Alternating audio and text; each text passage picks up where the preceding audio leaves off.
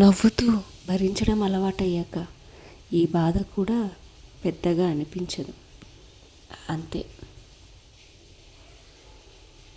నువ్వు దూరం అయ్యాక కంటి నిండా నిద్ర లేదు, మనసుకి ప్రశాంతత లేదు. ఉన్నా అంటే ఉన్నా, అంతే. నిజం. అది నీకు అర్థం కాదు. నా నుండి వెలుగు వెళ్ళిపోయింది, ఎక్కడికో కాదు, తన నీడని వెతుకుతూ.